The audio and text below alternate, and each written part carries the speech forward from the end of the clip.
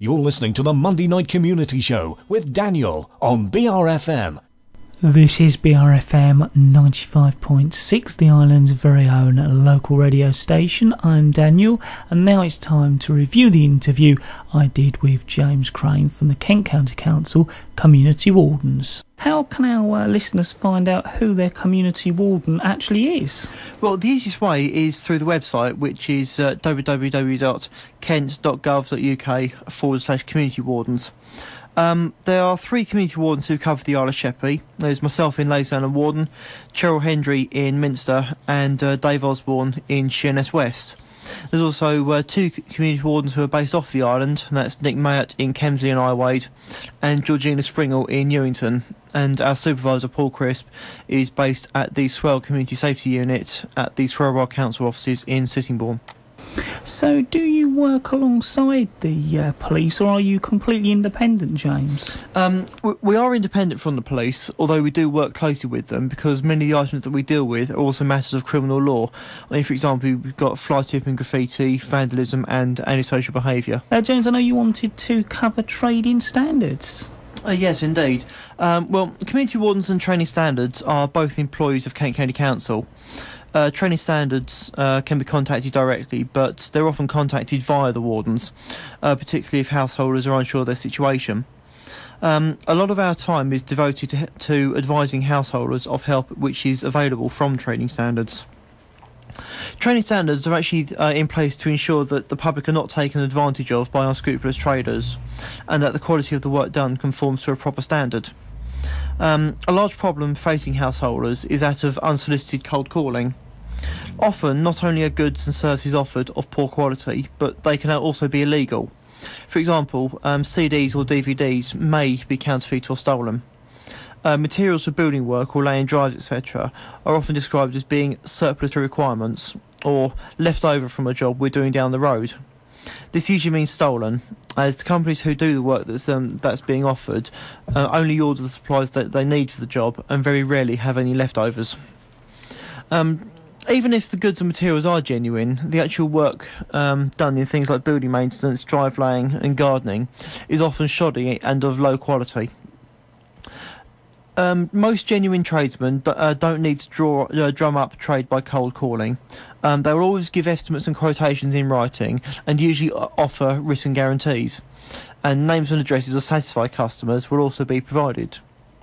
Householders should also be careful about paying deposits in advance of the work being done. Unscrupulous traders will sometimes take sizable deposits and then disappear without finishing the work. So, a couple of things to remember.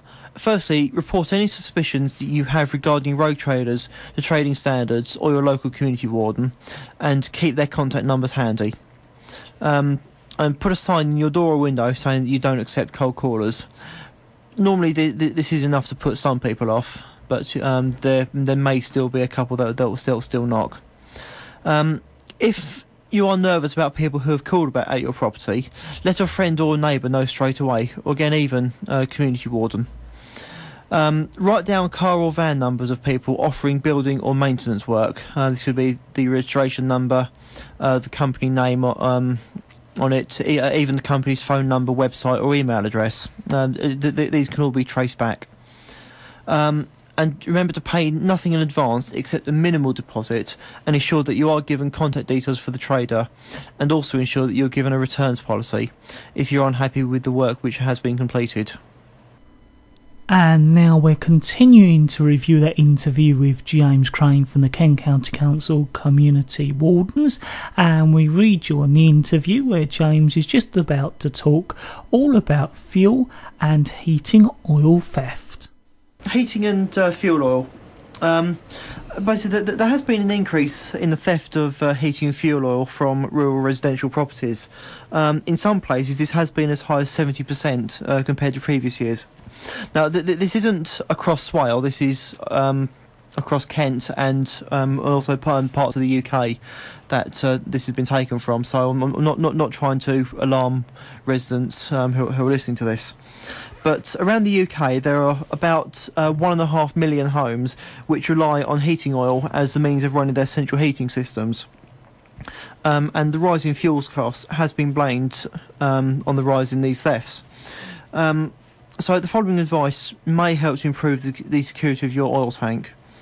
Firstly, keep all gates to your property closed and securely locked at all times, and ensure gates and fences are in a good repair. Install suitable security floodlighting, and consider installing CCTV around your property. The location of oil tanks can also be a critical factor. Ideally, they should be situated within sight of your home, but not visible from the road. If tanks are visible, plant hostile shrubs, so basically thorn bushes, rose bushes, that kind of thing, around your tank. Thieves will think twice before forcing their way through a prickly hedge, and the smallest trace of blood or a shred of ripped clothing could provide enough forensic evidence to identify the offender. You can regularly check your fuel levels so that you can easily spot if the level drops. Most homeowners only check their tanks every few weeks, and therefore they wouldn't realise how much their oil tank contained. Remote electronic oil monitors, which set off an audible alarm if the oil level in the tank suddenly drops. These can also be fitted to most tanks. Install a lockable cap with a crop-proof padlock or fitting, and where possible, it provides vulnerable fuel hoses with a hardened and flexible casing, so that these are harder to cut. And if you are installing or resizing an oil tank, consider securing the tank in an alarmed, ventilated, locked structure or cage. But please remember that the tanker driver will need access to fill the tank. And check that your oil is covered by your household insurance, as some companies don't cover this. These tips, they won't guarantee that your oil will be safe, but it may give you enough protection from the opportunist thief.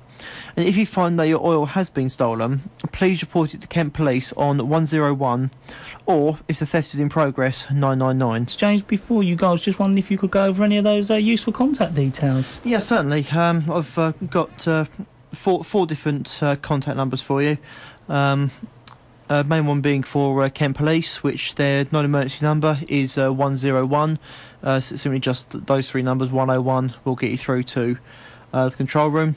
Obviously, if a crime is in progress or is an immediate threat to life, it's 999.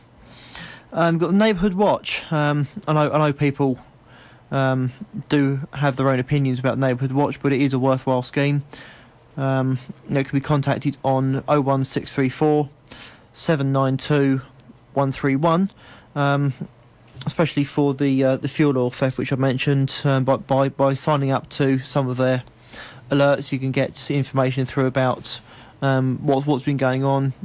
Maybe call for information can go out from them. So again, it's 01634 792 131.